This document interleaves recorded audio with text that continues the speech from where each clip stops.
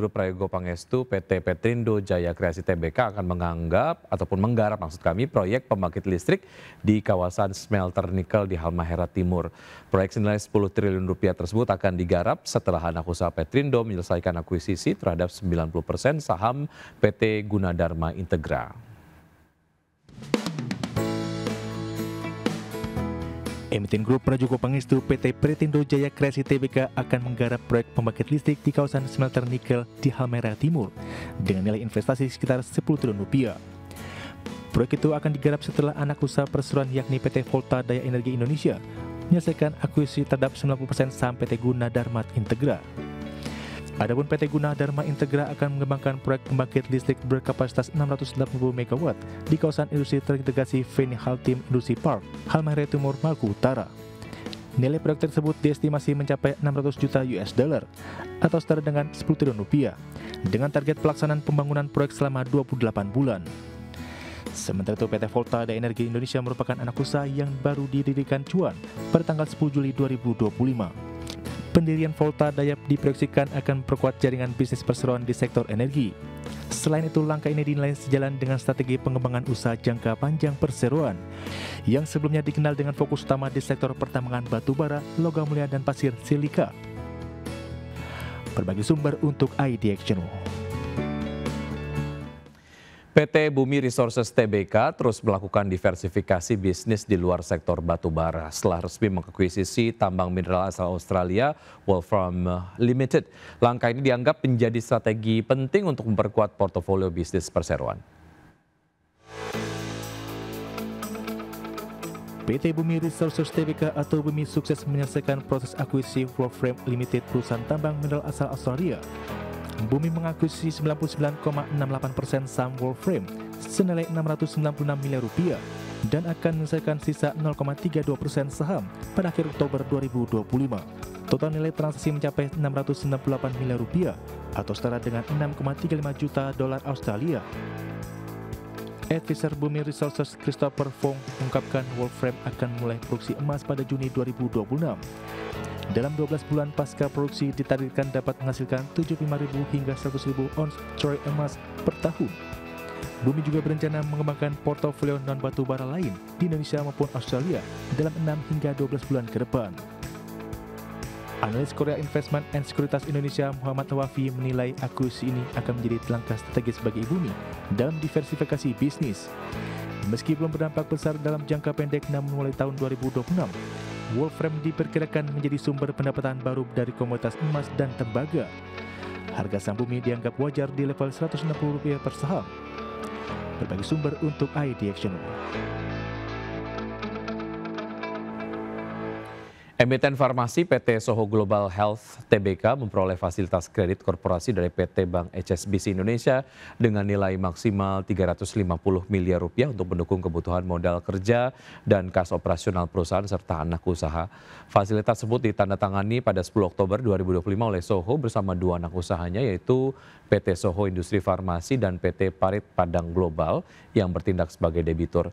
Perseroan menjelaskan dana yang diperoleh akan digunakan untuk membiayai kebutuhan modal kerja dan keperluan umum korporasi, baik di tingkat induk maupun anak usaha.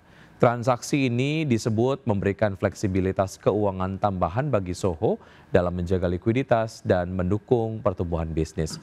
Soho menilai dukungan perbankan dari HSBC akan memperkuat struktur pendanaan perusahaan di tengah peningkatan permintaan produk farmasi dan kesehatan.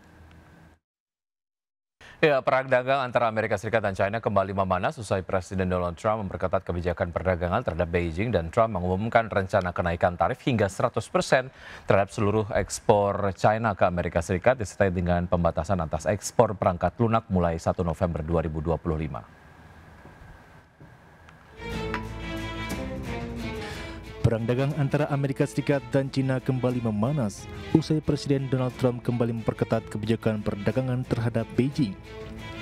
Trump di akhir pekan lalu mengumumkan rencana kenaikan tarif hingga 100% terhadap seluruh ekspor China ke Amerika Serikat, disertai dengan pembatasan baru atas ekspor perangkat lunak penting mulai 1 November.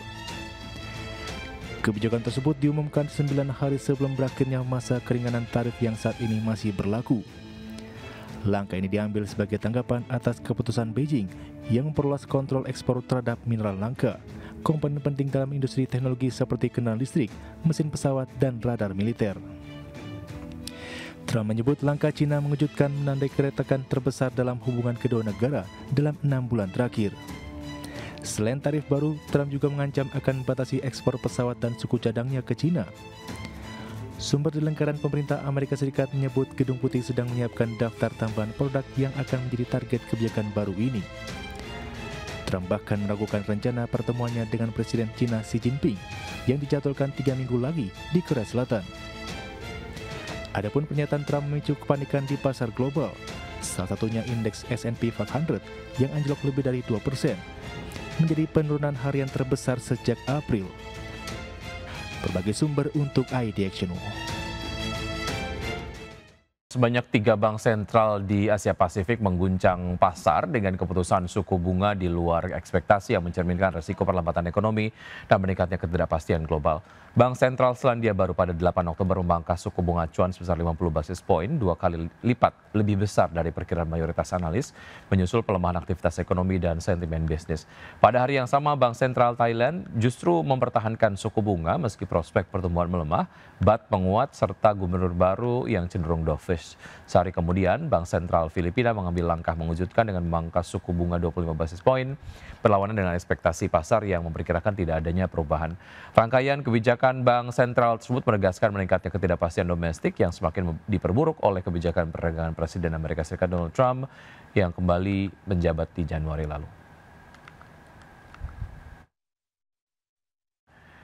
Ya, selanjutnya dari bursa global, pemirsa, bursa Wall Street yang anjlok pada perdagangan di hari Jumat setelah Presiden Amerika Serikat Donald Trump yang meningkatkan tensi konflik dagang dengan China, menyusul langkah Beijing yang memperketat pembatasan ekspor logam tanah jarang.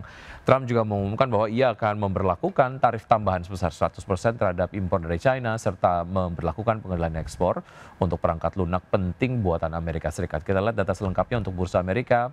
Pada perdagangan di hari Jumat, Dow Jones Industrial Average yang ditutup turun 1,9% ke level 45.479, S&P 500 anjlok 2,7% ke level 6.552, Nasdaq Composite yang jatuh 3,56% ke level 22.204.